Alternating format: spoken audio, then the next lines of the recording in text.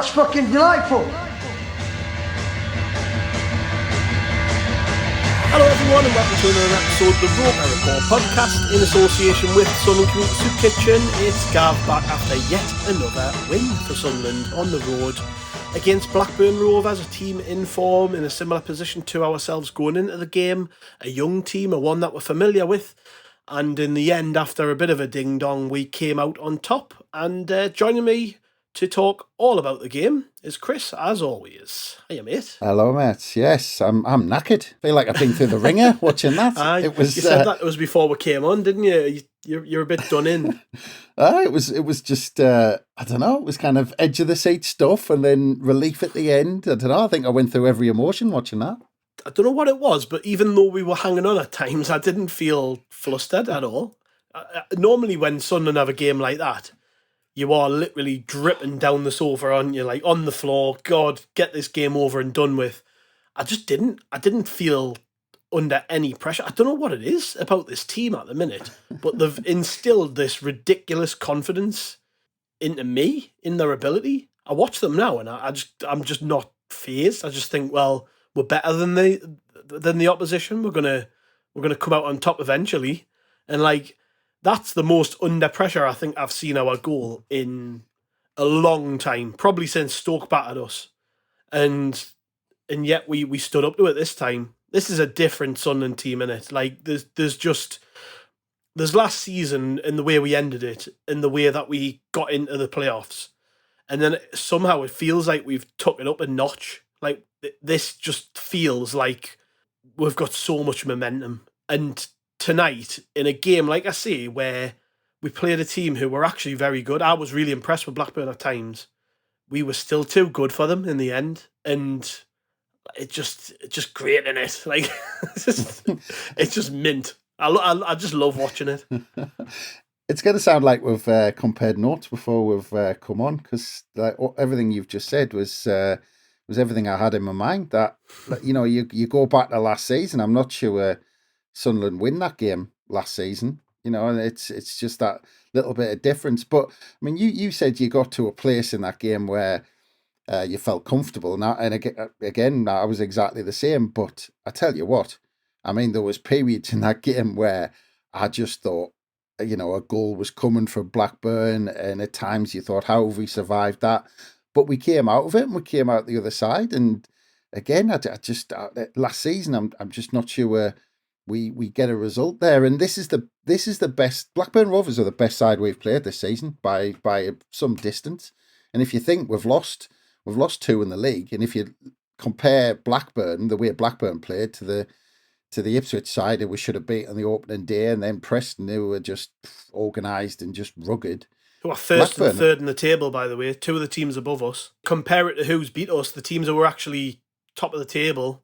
Yeah, you've got to be fair to Blackburn. But there's been no side that has sliced us apart like Blackburn have with how many chances they created, and it was sometimes just kind of, you know, a last ditch, and the amount of times Ballard flung himself in front of the ball, you know, just. I think head first at times, him and 09 just flinging themselves in front of things. Sorry to butt in, mate, but I've got written down world class Dan Ballard. Like some of that defending was world class. Like heading it over when it looked certain to go in, throwing himself in the way of numerous shots, like top quality defending. Any club scouting us, watching that, must be looking at him and thinking, bloody hell, he's good. Because I actually think whilst Clarke will rightly get the plaudits, Dan Ballard played just as an important part in the end result for the way he defended at times. There was one early on, I think it was after about 10 minutes, and I think it was when Patterson made two saves, and Ballard just threw himself at it. Was about 3 yards out, and he threw himself at it. And after it hit off him and went out for a corner, he jumped up, and I think he celebrated that more than his goal at QPR. You know, he was kind of jumping around as if we'd won something. I mean, it was brilliant. I mean, to be fair, I mean, if people were watching him, I think he might have had one of his off nights in possession. But God, as in terms of defence and putting that last ditch tackles in, I mean, it was just ridiculous. And the amount of times where you thought, oh, they're in here, and then it was Ballard who popped up and made the tackle. I mean, we'll come on to it, but the way that Blackburn sliced us apart. I mean, again and again they got the ball in behind, and no other team's done that. And you've got to kind of hold your hands up, and that it was just the sheer control that we ended up having, that we came out with 3 points. We know that we ended up putting our foot on the ball, and I mean, but even then, every time Blackburn went forward, they looked dangerous. But it was just that sheer determination from the lads at the back, and it just shows. I mean, we've conceded 3 goals in the last 5 games on this little unbeaten run we're on. I mean, that's and it shows how they're doing it, because up to now, like I said, it's been more controlled. We've been the dominant side, but coming up against a side like Blackburn, I mean, that is a cracking result away from home. Really is, and the team shape at times. I mean, we were wide open. And it's to be expected in many ways, because we didn't have Pierre Etwell. We went with Dan Neil in the middle, surrounded by Job and Pritchard, but their strength isn't in defending, it isn't in filling in spaces. They're not natural central midfield players. So at times it was very easy for Blackburn to walk through us. And yeah, we conceded a lot of chances, but when you defend like we did, you kind of get what you deserve in the end, because we've got so much quality up front. And but the thing is as well with this team, we had a centre forward on the pitch for most of the game, yet it never really felt like that was where the threat was. It was always coming from the same players, really, and we've got just players now who I don't think like having a striker is an integral part of the way we play anymore. We've learned in the last 2 and a bit years or whatever to play without a striker, and these players just adapt around whoever's on the pitch. It's strange. I can't actually put my finger on what it is, but we don't need to have a striker on the pitch at times to be threatening. Or not even at times, just ever, really. When you've got like Jack Clarke doing what he did for that 3rd goal, and then you've got players like Dan Neil. Dan Neil's been brilliant this season. Really stepped up with experienced players going out the door. He's seriously stepped up and offering a threat going forward. But like I say, when with the 3rd goal, like Clarke, the way he just sits players down and does that and cuts inside, you don't need a striker when players can do that. It's just, like I say, a joy to watch. We will get into the thick of it with the goals and what have you, but I'm so happy to have seen that tonight, because there was a point in the game. I mean, at half time, and you mentioned it just there. Half time we were 2-1 up, and I had no idea how we were 2-1 up, because Blackburn were the better team. I don't think we did a lot wrong. Yes, we were wide open. We were conceding far too many chances. They were getting in between, particularly 09 and Huggins, far too easily. But yet we were 2-1 up, and when you score, and it was the same at the weekend. We scored in injury time in the end of the first half. When you go in at half time having scored then, it's just a massive, massive boost to your confidence in the way you can approach the second half. And I mean, wow, what a second half it was yet again. Yeah, it was. But look, we've got to hold our hands up and say that first half. I mean, I think Blackburn had us all over the shop. Mm-hmm. And you say we didn't do much wrong. I'm not quite so sure about that, because I think we were really sloppy in possession. I think we were playing simple balls, and we weren't kind of, I don't know, we weren't zipping them into feet. They were going out of play. They were kind of wide of the mark, and it was simple passes at times, and we were making silly mistakes. And to actually at the start of the game, we didn't wake up. It seemed like we really started the game sluggish, and it seemed like we were a little bit surprised by how quickly Blackburn Rovers came out the blocks, and I think they caught us on the hop a little bit. And we were miles away from where we should have been, miles off the pace. We were second best, kind of all over the park. And like I said, it ended up being kind of that last ditch tackle that kept us in the game. I mean, it was consistent last ditch tackles, because the amount of times they got in down our left hand side, their right hand side, got in behind every single time. I mean, I lost count in the end. I was starting to count, and in the end, I just stopped counting, because it was just one ball down the line, and it just seemed to get them in all the time. And you talked about the shape, and I've said before that I was a little bit worried before that we ended up having just Dan Neil and Ekwa as natural central midfielders and nobody else to fill in.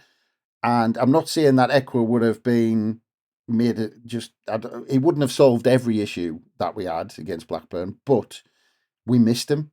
And the difference was there was a couple of, when it showed the action back, and when it showed like when Blackburn had a chance and it showed it back, especially when they caught us on the break, there was only Dan Neil sitting. And if you looked, Pritchard and Joe Bellingham were 15, 20 yards ahead of him. And the problem was with that triangle, when it started off, even if Joe Bellingham started off alongside Dan Neil, he just naturally wanders forward because that's where his mind takes him. He wants to go forward, which in some games is fantastic. But when you're under the cosh and you're under pressure, you could see that our midfield, the makeup of it, our shape was just all over the shop to start with in midfield.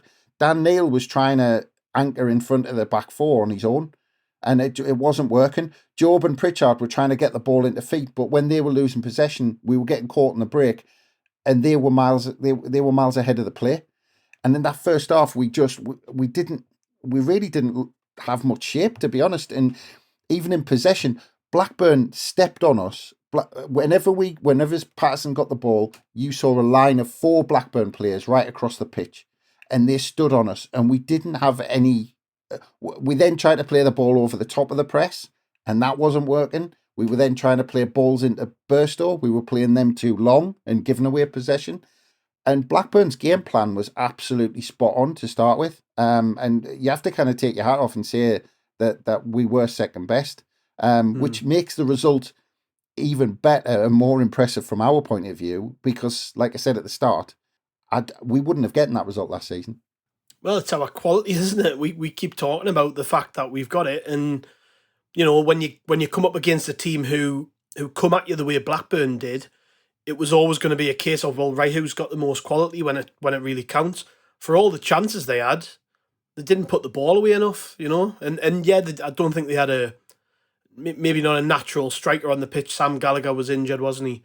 But I mean, they created more than enough. They were around the box. But like I say, we just defended so well.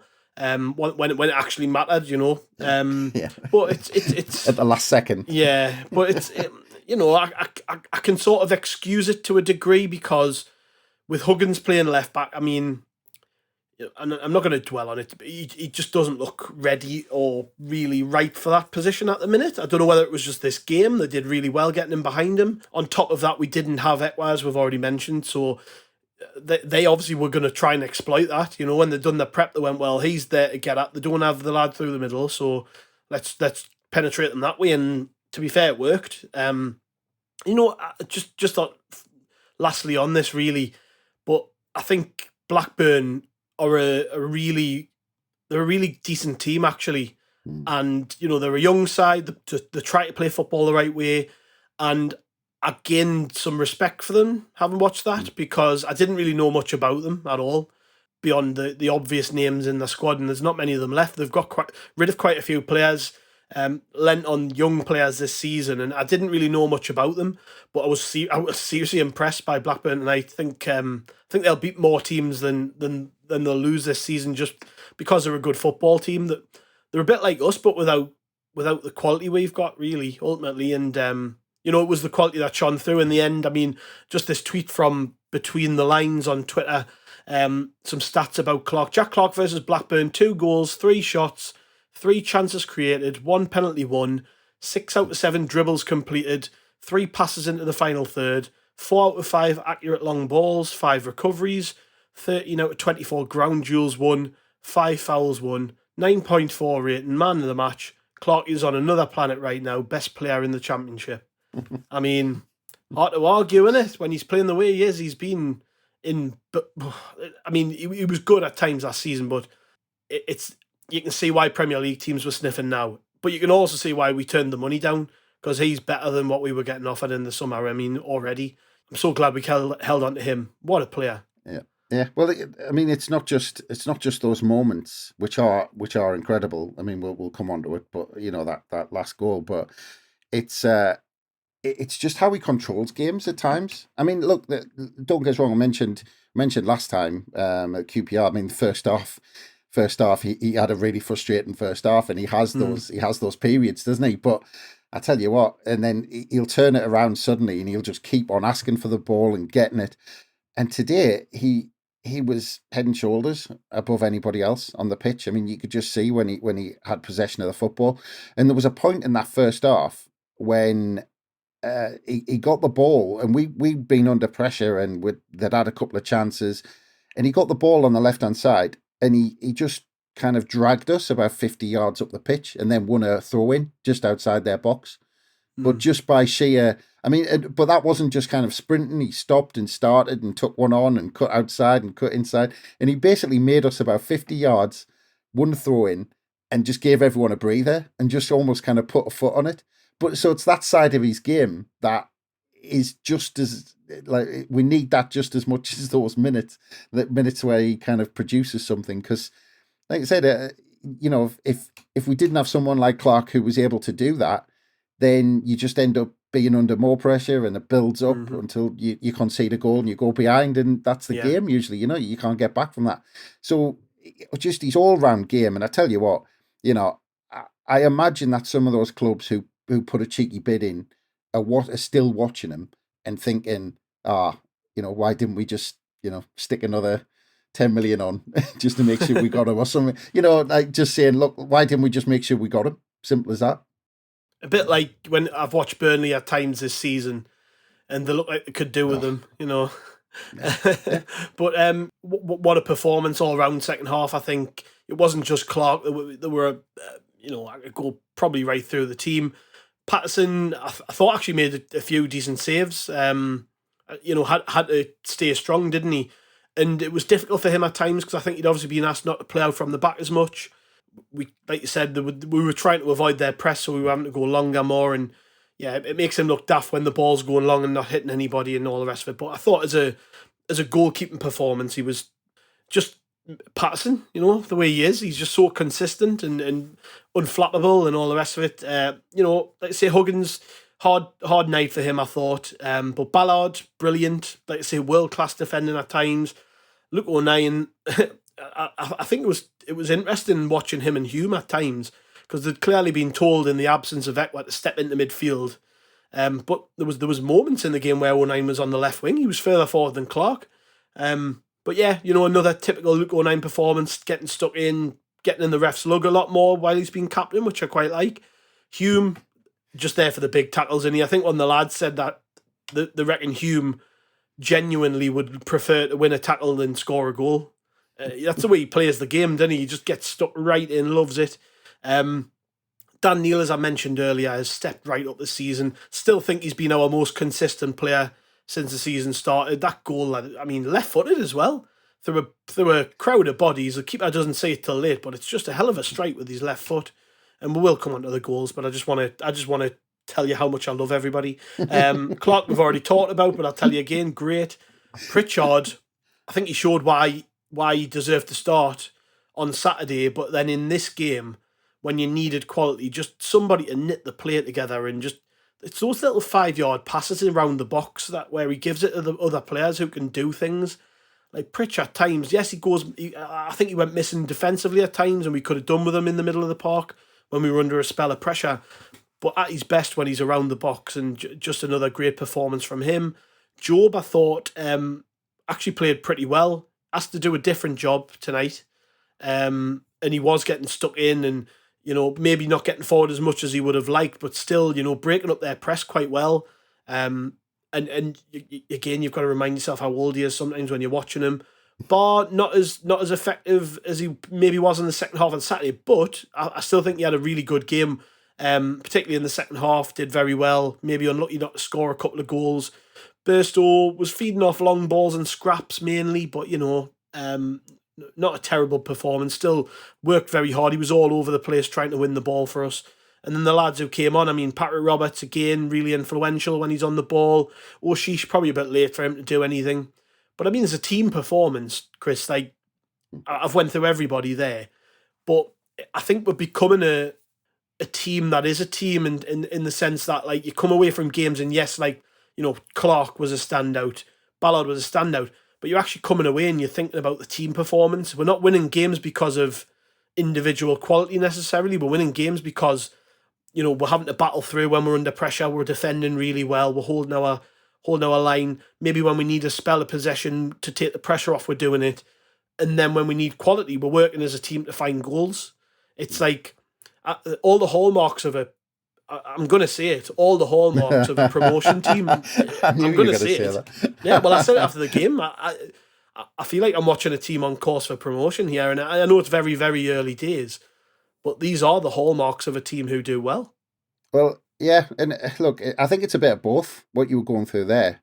Because, I mean, if you talk about the individual moments that you've just mentioned, we're already talking about, Clarke's moments tonight at one end of the pitch and Ballard's at the other. That those moments from those players were essentially kind of what won us the game. But you're talking about the team performance as well that dragged us through. And you're right that, I mean, look, I'm not suggesting that it's going to go this way at all. But if just do it. But when you talk about teams that are successful and win titles, or are successful in a full season, they have nights like this, where things aren't going their way, and they have to find a way. They have to dig in, and they have to get the big moments right. And for this side, because you've just gone through the team there and said, "Oh, they all had a good night." I mean, if we'd recorded at half time and talked about how the game was going and stuff, we would have been like going through those players and saying, "Oh, he's given the ball away a bit, and he's done this, and he's not really offering himself for possession and things like this." But what they did is all of those players as a team, they dug in and they turned it around to keep asking for the ball and keep doing those things and keep kind of pressing the opposition and keep going for the ball and not shying away and not just pumping it into the corners and hoping for the best. They kept trying to play football. They kept kind of offering themselves. They kept wanting the ball. And we'll talk about how young this side are. For a team to go away from home and be absolutely battered as much as Blackburn Rovers did, and come out of it still with the confidence to ask for the ball and show for the ball. I mean, that takes something. And like I said, teams who are successful have nights like this where it's not going their way and the opposition are all over them like a rash and they don't know what. At times it was chaotic. We were panicking, but we someone put a foot on it, and then we started to get into the game. Then we got a foothold in the game. And you're talking about those minutes that Jack Clarke getting the ball in the box to win us the penalty, Dan Neil, Clarke at the end, Ballard in defence, Patterson making saves, Hume making tackles. So until you can get to play your game, you've got to get those moments right, and that's what happened. And the game didn't go our way. It wasn't what we want. It wasn't kind of how we wanted it to go. But to get a result against that just shows where we are. Yeah, well, the first sort of 10 minutes or so, actually, first 20 minutes or so, we were just under constant pressure, balls over the top, getting in behind. 25 minutes until the goal. Yeah, it was crazy. And then we win a penalty, and I don't think there's any arguing over the decision this time, is there? Are you going to argue with us on this one? No. He just volleyed him up in the air. It's a penalty. Yeah, to be honest, I'm more surprised that the ref seen it and gave it. Yeah, that's the type of one that normally happens to us and we don't get. It was about as blatant as a penalty last season at Ewood Park that he didn't get. Yeah, and he was booted up in the air. Clarke picks it up and takes it, as you'd expect, and the ref takes his time to sort things out. Clarke puts the ball down. Keeper goes to the right. Clarke goes down the middle. What a pen. Lovely penalty. And it's 1-0 Sunderland, and I'm sure at that point Blackburn could hardly understand how they were losing. And to be fair to Blackburn, that didn't really dent them. They kept going. They had another chance pretty much straight after we scored, which we somehow cleared. I think it was Job got rid of it, wasn't it? What a tackle by Job. And that was like 3 minutes after we took the lead. And the way Blackburn were playing, if they had got back into the game 3 minutes after we scored, I mean, their tails would have been up and it's a different game again. But what a tackle from Job that was. Then a bit of a defining moment in the game. The keeper comes flying out and clatters Ballard, really. I know the ball's there to be won, but it's, I think in those situations, the keepers do get off lightly. I think he's been clattered Ballard. He obviously wasn't going to give a penalty. That's not what I'm saying here, but I just think, keepers can really do what they want in the box, can't they? And knack people and, all the rest of it. But Ballard, I'm just glad he got up from that because it looked pretty bad. It looked a bit like the Embleton one where he broke his leg. I thought he was done. I thought he was off. Yeah. Simple as that. I thought his game was done. I thought we were bringing on subs and everything. But I mean, in terms of the actual collision, though, I mean, if you look, Ballard had his foot right up in the air, just like the keeper did. I think they both had, and that's where it kind of clashed because they both had their feet in the air, and it was just a 50-50. And they both went for it. I mean, it could have been a free kick either way, or not a free kick, like the referee gave. So it was the aftermath, wasn't it? That sort of went down badly, and that's why Tony Mowbray ended up getting booked by the ref, because I think we had the ball, but it went back to Blackburn, and then from that move, they go down the other end and score a header, which I haven't seen a good replay of it, but there was a hint of offside there. 09 was certainly appealing for an offside. But Tony Mowbray wasn't happy because Blackburn got the ball back from that whole situation. And like I say, ended up getting booked by the ref for kicking off about it. What's your view on that? Because, I mean, it was difficult to see whether it was offside. That's something else entirely. But just the fact that they got the ball from a situation where they probably shouldn't and then scored from it, if it had meant something in the game, I think I would have been a bit more pissed off, to be honest. Maybe, but I think it's excuses because I think it was just a crap goal to give away. Regardless of how Blackburn got the ball, regardless of whether it was offside, a ball played down the right, zero pressure on the ball when it went. I think it went back to Schmodix, didn't it? It was nearly on the goal line. Nobody went across to him at all. Or it might have been Britain, I can't remember. But nobody went across to him. Nobody put pressure on him. And then when it came back out and they crossed the ball to the back post, I think Leonard, the scorer, was pretty much the only Blackburn player there, and there was 3 of our players there.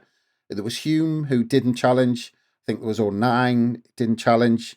It was just a crap goal to give away. Like we fell asleep, and whether our minds were on, how play started or whatever, but it was just crap defending, and we just fell asleep. Yeah, okay, you can talk about all those things. We might have been hard done by.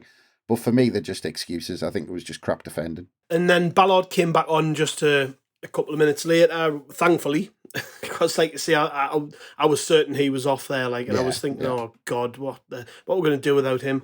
And with it being even, I was sat there thinking, I just hope we get into half time level, because, like I say, even though we'd just been in front, I didn't feel like we deserved it. I felt like we were very lucky to be drawn.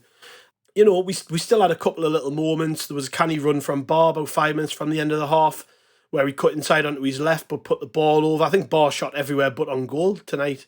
Then a few minutes after that, there was another decent chance. Brilliant tackle by Job, which allowed us to break. Fed Clarke in. He gave it to Barr. Barr had a shot with his left foot, and it was a really, really good... I think he might have took a deflection on the way through. But the Blackburn keeper made a really good save. He ended up being offside, but I didn't realise that till way after. But it was just a good move by us. And if Bard scored, to be fair, I'm glad he didn't score, because if he'd scored and then the flag had went up, he would have been absolutely gutted. Just for the whole team, for the way that we sort of won the ball back, then got the goal. And then a few moments after that, we got the goal which put us ahead for the second time. Dan Neal, and I mentioned it before.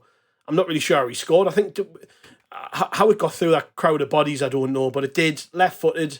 I was a little bit surprised when I seen he used his left foot, but then I remembered, I'm sure he scored one with his left foot against Burnley. I think these days lads come through now, they're just two-footed naturally, aren't they? They're taught how to use both. But yeah, again, he's adding goals to his game, Chris. He's doing what a lot of people expected in that, with experience. He's starting to grow his game, isn't he? These are the hallmarks of a player who's about to sort of reach the next stage of his career, adding goals, adding assists, becoming a leader on the pitch. But a fantastic finish. Yeah, and I mean, just quickly as well, going back just before that Barr shot that was offside, Blackburn got down the right twice in the space of 2 minutes.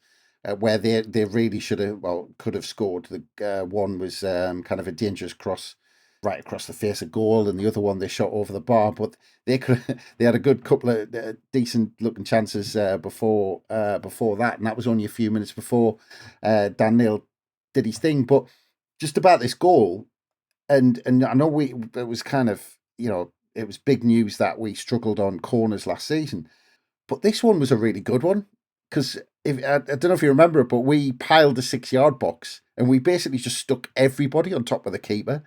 And Pritchard played a looping ball that basically landed right there, and it gave Blackburn all sorts of problems. I'd like to see us keep doing that, because I thought Blackburn really were uncomfortable with it, and I thought it was a good plan of corners, which we didn't see too much of last season. But yeah, they ended up kind of knocking it to the edge of the box, so it landed. It eventually went to Dan Neil. The best, I mean, his finish is brilliant. But the best thing about this goal, when it came to Dan Neil, is his first touch. His first touch is unbelievable. That just sets him up to strike the ball, because the ground was wet. Sometimes when you do that and the ball just skids off the surface and you've knocked it too far. His touch was perfect. It just laid it right out in front of him, where his touch was that good that basically he had no choice but to hit it, because his touch was that brilliant one, and that touch was with his left foot as well, and then to do what he did then and smash the ball with his left foot right across, right through that body of players. I think it megged someone as well on the way through, just to stick the icing on the cake. But right in the bottom corner, keeper had no chance.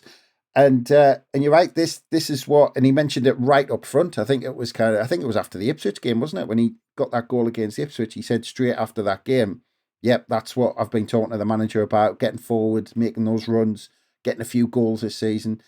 And if you think last season was his first full season in the Championship, and his performances were unbelievable at times last season, he did make a few mistakes.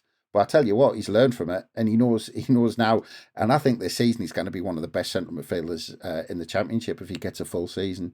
Hopefully he stays clear of injuries and all that sort of stuff. But he learned so much from last season. And those bad times, like the red card at Sheffield United, and there was a couple of other moments that were similar.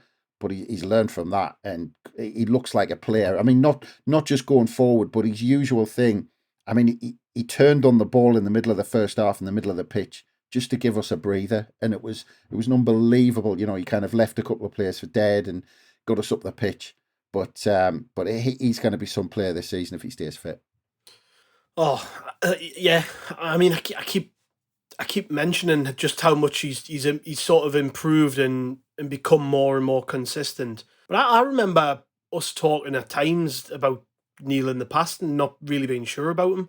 You can sort of see the persistence coming off here now, though, because he's just, the more and more he's played, he's just getting better and better. I mean, you mentioned his touch there for the goal, but there were a couple of times even just on the ball in the middle of the pitch.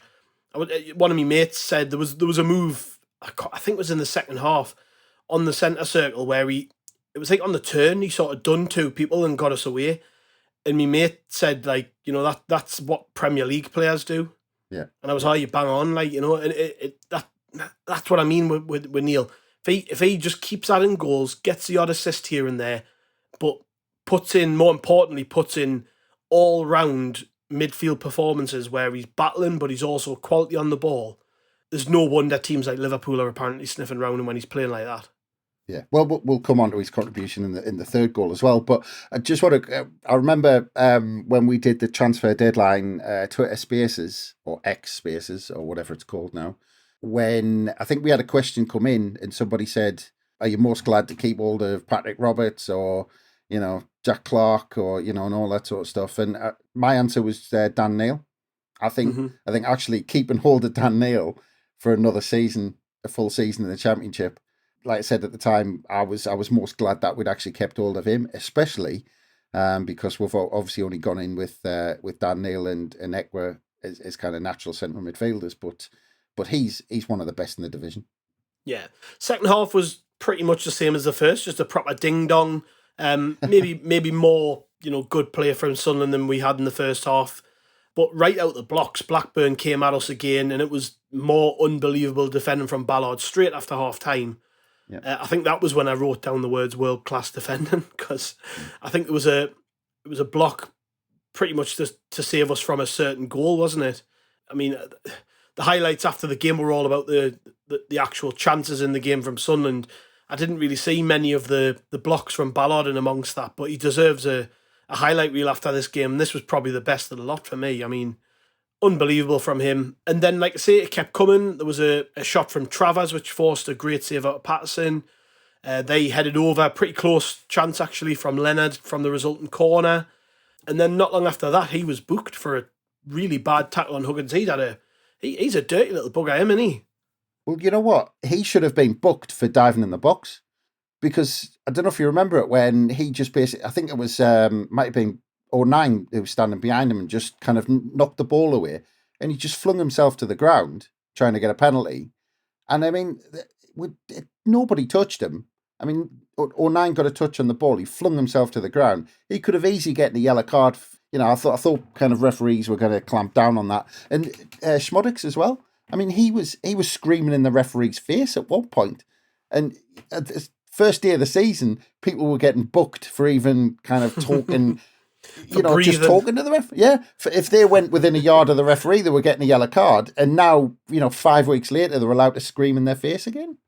Yeah, there's definitely been a slackening of the rules at the start of the season. I don't know whether it's just because the refs have come straight out of their seminars and their training and all the rest of it in the summer, and it's still fresh in the mind.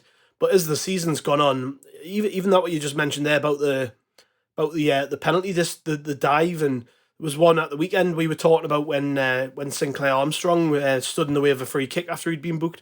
They were getting you're right. They've been less card happy as the season's gone on. We're only like a handful of games in, and they've already slackened off with a lot of the new sort of rules and stuff, haven't they?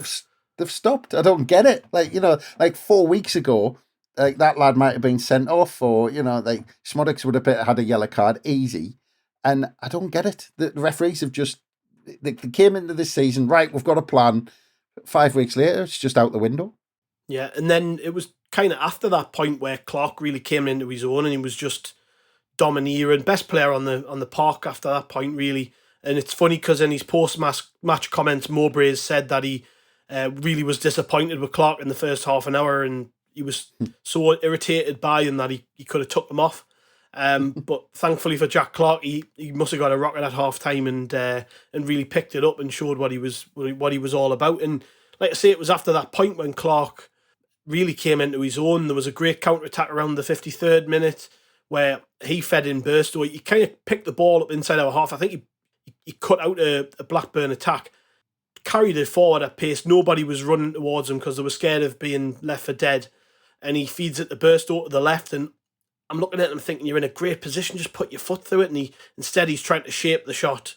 And he ends up just passing it to the goalkeeper. I mean, if you're going to do that, you've got to aim for the top corner, haven't you? And he's went low and soft, and it not really connected very well with it. And unfortunately for him, that was about the best chance he got all night. And I think he should have done better. I'm not saying he should have scored, but I think if that's somebody else giving the ball to Jack Clarke in that position, he probably scores, doesn't he? It was similar kind of position in which Clark's end up scoring from, actually.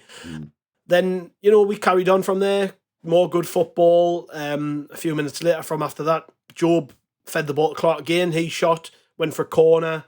And we were starting to get a bit more of a foothold in the game, I felt, after that point. And like I say, it was mainly Clarke who was doing it. But at the same time, and you're laughing, at the same time, we were still conceding quite a lot of possession to Blackburn, and they were piling forward. And like I say, it was a ding-dong. I use those words because I think for a neutral, and I think, the podcasts and stuff that cover the Championship, they'll really have enjoyed this game because it was just, it was back and forth, wasn't it? It was like a game of ping pong. Well, I was only laughing because you mentioned that corner off that breakaway that it was at that time was about on the hour, which was the worst corner routine I've ever seen a Sunderland team do. You saw Ballard and everyone pile forward, and I think it was the one where 09 and Ballard were holding hands to make the run, and we played a short one, and we ended up just not kicking it out for a goal kick again. It was the worst corner routine, and especially after that first half one where the one from Dan Neil where he ended up getting the goal. That was brilliant. And then we came up with that crap in the second half. I didn't understand it. But I was just going to say, before on that break where you said, he gave the ball to Burstow and that chance. But this is the give and take with Jack Clarke, because he's an unbelievable player. But it was like a minute or two later where he gave the ball away with a really sloppy pass, 5-yard pass inside, and they broke away. And Jack Clarke had to sprint about 60 yards to try and chase them back. And in the end, we kind of defended it and kind of got in the way and managed to kind of clear it. But they had like a 3-on-2 at one point, and Jack Clarke was trying to sprint back because he realised he'd screwed up. But like I said, I said this after the QPR game, and he had a frustrating first half there. Like Mowbray said, he had a frustrating first half at Blackburn. He keeps wanting the ball, even when you can see he's really frustrated and he's thinking, it's not going his way. He turns it around because he keeps asking for the ball and doing what he does.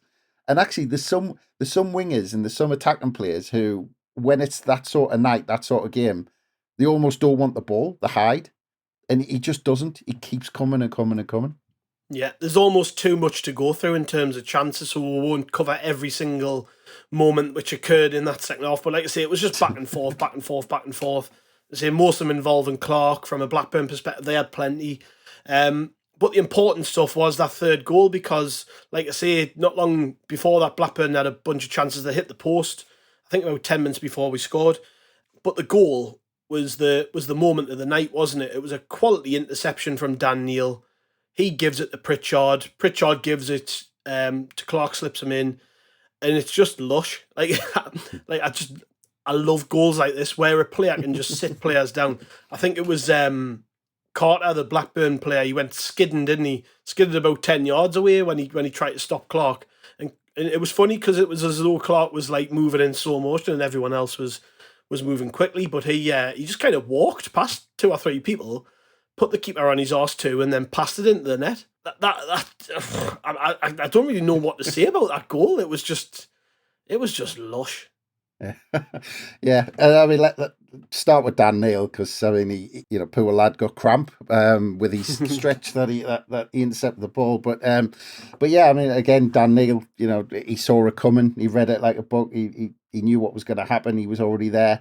And when it came to Pritchard. And actually, Pritchard timed the pass just nice for Clarke to give him a bit of room. But watch it back again. From Pritchard passing the ball to Clarke putting the ball in the net, in total, Jack Clarke took 4 touches of the ball. But if you say that and watch it at full speed, you think, he's tapped the ball loads of times this way and that, this way and that. But he's only touched the ball 4 times from when he receives the ball to when he's knocking it in the net. And that's because he's been doing the same thing, and the Blackburn Rovers defenders, he's been cutting inside, he's been going down the line, and they don't know where he's going to go. And he's got them that tied up that actually all he needs to do is suggest he's going one way. And as you said, 2 of them just fell on their arse right in front of him without him really. He took 4 touches, but by that point, he's got them so worried about him going this way and that he just, in the end, he almost just walked through them, and they just parted, and because they were just all over the shop, and he finished off. But yeah, it was because he got them so worried that as soon as he's positive and run at them, they were just, they didn't know what to do, and they ended up just watching it lie from the lying down position, which would have been nice right in front of him.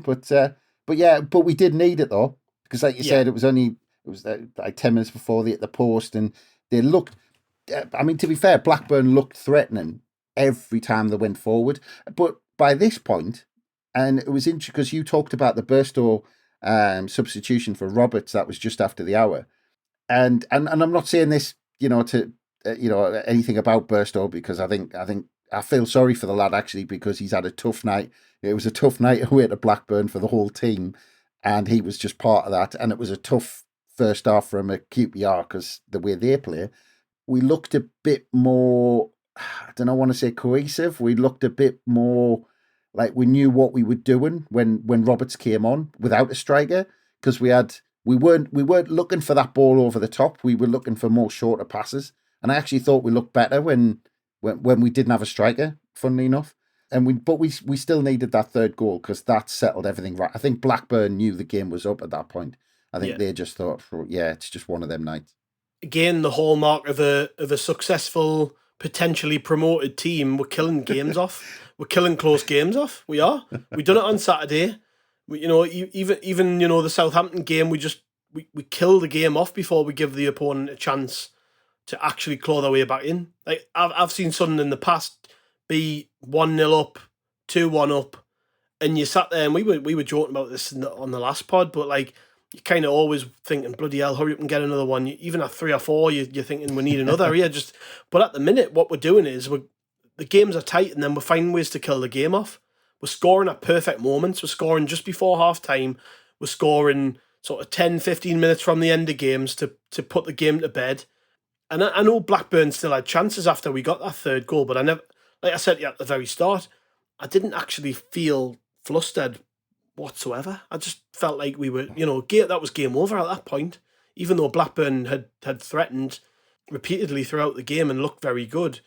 I don't know whether it's just the belief they've instilled or what, but I just didn't think we were ever going to drop points from that situation there, 3-1 up. And like I say, in the past, Sunderland would have definitely dropped points from that situation, but not this team.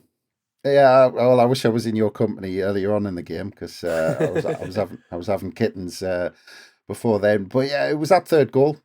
And I know what you mean because I felt the same after that third goal. I mean, but when it was 2-1, I just thought, and Blackburn was still having chances. It was that third goal that did that. But I mean, if you're looking in general, you're talking 13 goals in 5 games, conceded 3. It's a nice unbeaten run, but as you said, it just, I don't know, it just feels a bit different to last season. It feels like we are, and I'm not sure I can quite put my finger on it yet, but it just feels like there's something a little bit different. It feels like maybe we're using that experience because the lads have been there and seen it and done it. And, last season where games like this, we would concede and heads would go down a little bit and maybe we found it hard to get back, or I don't know what it is, but we've just seemed to have got a little bit more steel.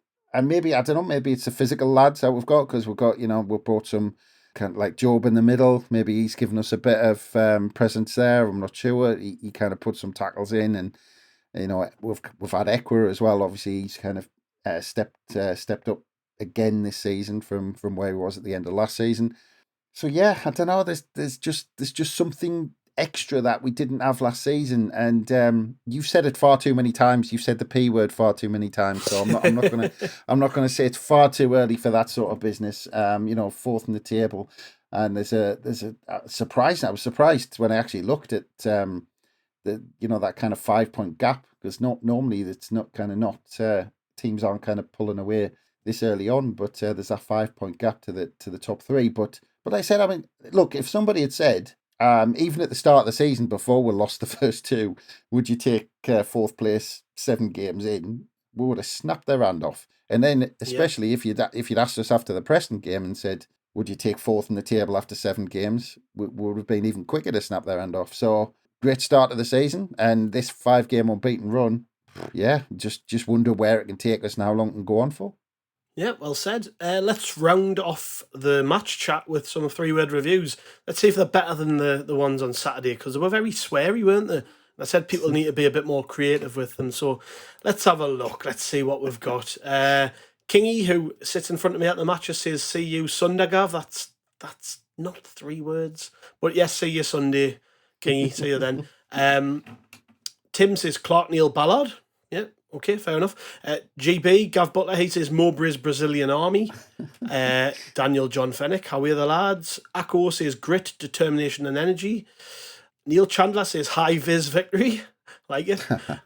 Ian Mackham says Ballard Prime Terry.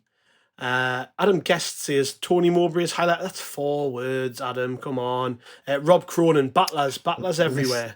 Listen to you, man. I know. 3-word police. I am. John Wilson, Blackburn got burnt. GMZ, Jack fucking Clarke. That's the first swear word of the night. Paul Anderson says Clark's fucking class. T. Dav, Clarke, different gravy. Paul Noble, suck my plums. Evan Lloyd, simply the best. Spargle, Blackburn torn apart. Yes, Jack Clarke birthed a new song tonight, didn't he? Apparently, which is nice. It's only took like 2 years for him to get a song. I think he deserved it a lot longer ago. Yeah, it's about time. Dave Smith says Anthony Mark Mowbray. Chris Wiley says Ballard's 3 points. Rob Muse says Dan, with a nice Alan Partridge gif there. On our way says Owen Sarah. Gary Callum says supercalifragilistic. I think that's one word, but that is creative, I suppose, if you're separating. But they're getting worse, these, aren't they? Snell says Clarke Ballon d'Or. IB says styling and profiling with a gif of Ric Flair elbow dropping a jacket there. Nice. Paul Cook, Bellingham balls deep. Okay. Johnny Slimmon says seeing real progression. And we'll round off with George, who says 9 million Burnley. Well, actually, I just remembered there about, talking about kind of Clarke taking the piss out of the opposition a little bit. Just remembered that tackle, that ridiculous tackle later on. The lad could have been sent off, trying to snap Clarke in half. Yeah. Purely because he was so pissed off with Clarke, just completely just rinsing him all night. Hitting the piss, huh? He was. And just actually, the other thing I just quickly wanted to mention is, I know he was only on for about 5 minutes, but Oshish had some nice touches when he came on. I really like the look of him. Looking forward to seeing him more. I am as well, and I think it's all, with a lot of these players that we've signed, you kind of expect them to take a while to bed in and actually see what they're about. It's nice that we've signed somebody who's just been thrown straight in and he looks impressive straight away. Yeah. I know it's quite nice coming on and coming off the bench in games when we're winning and it's late on and you can show off a bit. Like, he's that type of player, and he. But still, he looks like once he's fit, he could be starting games and playing a part pretty much straight away, which is nice. He just looks like he knows what he's doing. I'm looking forward to seeing him. Yeah. Well, we've got another game at the weekend, and we're not going to do a preview pod, so we will quickly talk about Cardiff. But when I say quickly, I mean very quickly, because there's not really much to preview other than the fact that Sunderland are class, and Cardiff have actually had some good results recently. They beat Coventry 3-2 in midweek, and I think that scoreline probably flatters Coventry a little bit because they scored pretty much with one of the last kicks of the game in that match. But their form's been really, really decent. They beat Swansea in the derby, which is obviously a massive result for them at home. Came very close against Ipswich, who are one of the early leaders. They knocked Birmingham out of the cup away from home. They beat Sheff Wed, which is, again, nothing special, but still, went pretty close against Leicester, who are going to be right up there. They did lose to QPR in August, but that seems like a little while ago now. So Cardiff in decent form. Like, I don't really know much about them other than the fact that they've had a bit more of a go at it this summer. They've signed some decent players. So they signed Carlin Grant from West Brom. I've always liked him. But other than that, I don't really know a great deal about Cardiff. But the point is really, and it's the point that we seem to come to with all of these games, is it's more about us than them, really, isn't it? It's not really about what Cardiff can do. It's about what Sunderland can do.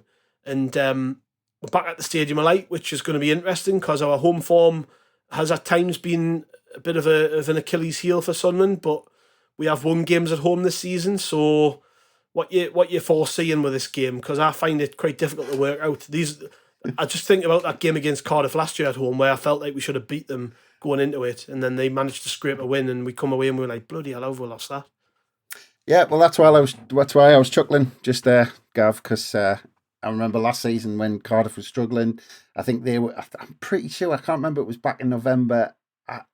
I'm pretty sure that it was something ridiculous, like they hadn't won away or something by that point. Or it was like they were really crap, they were really struggling, and they came and beat us in a really horrible.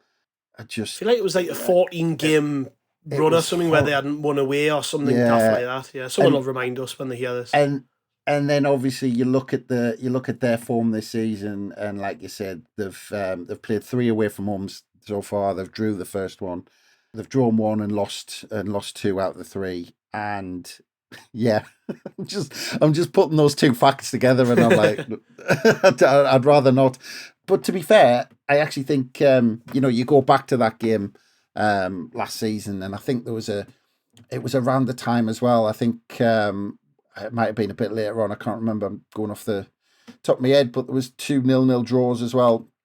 That in October, that at home, and we were kind of struggling to get a rhythm at home, and I think we got beat off Burnley just before that as well. So you look at the difference this season. I mean, that 5-0 against Southampton, and it's funny because we're talking about that difference between this season and last season, and you saw last season we were struggling for that home form, and we had that Cardiff game and games like that, and I'm just thinking this could be another signal of how we've stepped it up this season, because we've won 2 and lost 1 so far at home this season, off the back of beating Southampton 5-0.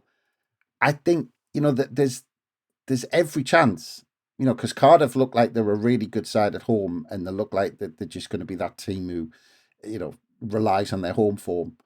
And if we start off on the front foot like we did against Southampton, and I hate saying this, I don't know why, but I've got the feeling that we could go on for another route if we really. But if we step on them early, get an early goal, I think they'll crumble with their away form. And it's again, I mean, I said this about the Southampton game, and it's important to this Sunderland side to get the first goal at home, because and get it as early as possible, because then it's almost like kind of game over. And if we do that, I think we could win fairly comfortably, actually. Yeah, I feel like we're not going to shock anybody by me saying this, but I think we're going to win. A draw. Well, I keep getting it right, don't I? I keep, if you say something enough times, you're going to be right eventually. But yeah, we do keep winning games. So, but Cardiff are in good form. They're not going to come and be overawed by the fact they're playing Sunderland at the stadium late or anything like that. Probably a little bit pissed off they're having to wait till a Sunday to come and play us. Other than that, they're going to come and give us a game, I think. I don't know if Aaron Ramsey's fit. I don't think he played during midweek, and he's obviously had a lot of problems over his career with injuries, particularly at the latter end of his career, but scored for them in that Swansea game. Still a very good footballer. You don't lose it just because you've got a little bit older. You still got that quality. And I guess the important thing, if he is playing, will be preventing him from doing what he has done so well throughout his career, which is run games of football, score goals, and steal the show. And when he scores goals, somebody famous tends to die afterwards. So let's save somebody's life and stop him from scoring. Yeah, I think we'll win. I think it'll be a comfortable one. I think we'll win 2-0. That's what I'm thinking, is that we'll get another clean sheet, and it'll just be a routine victory. I think if the trajectory that I believe in my own mind this team is on is true, then games like this will be ones we'll just win routinely and very comfortably, and you'll kind of just go, right, 2-0, move on to the next one, or 1-0 or whatever.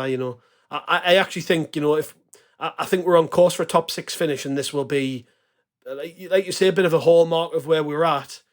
We're maybe not going to win as many away as we did last year, but we'll probably balance that out by winning more home games. And yeah, I think we'll win this one. Yeah. And but actually, what will be interesting, because I think we've had what I'm trying to think, Blackburn Wednesday night, so the other QPR on Saturday, Blackburn Wednesday. We've had 2 tough games in 4 or 5 days, and I'm just wondering how much Tony Mowbray is considering kind of changing things up, because actually I think by the end there was some really tired players on that pitch against. Good job, Blackburn. We've got that extra day, isn't it? Yeah, and actually you could argue that when we kicked off, and in that especially that first half an hour until we scored the first goal, some of the players looked a bit tired, and obviously they grew into the game a bit more after that, and we had to kind of get a second wind from somewhere, but I think a few of them looked a bit tired and a bit leggy, and yeah, I'll be interested to see, and what team Mowbray puts out on Sunday, and I'm glad we've got the extra day's rest, because I think a few of them might need it after these 2 games. But yeah, he might be tempted to throw Roberts back in, or Sheesh.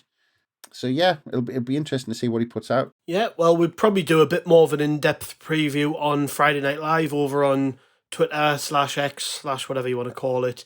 So join us from 8 p.m. on Friday night over there, because we will be talking about this and more. You can get involved if you want to talk, if you feel like you want to have your say on something, if you just want to do what I do every time I do one of these podcasts and wax lyrical about Sunderland and how much I love them, and then feel free to join us. Make sure you pre-order our book, which is on the I Love Supreme website, SFC 365. You can catch the link for that at the top of all of our articles on the website, or the Love Supreme website, of course. Yeah, we'll be back after the game, won't we, Chris? So thanks a lot, mate. It's been a great night, but it's late and we're both very tired men, so we're going to get ourselves to bed, and I'll sit and dream about Jack Clarke and Sunderland and all the rest of it, I'm sure.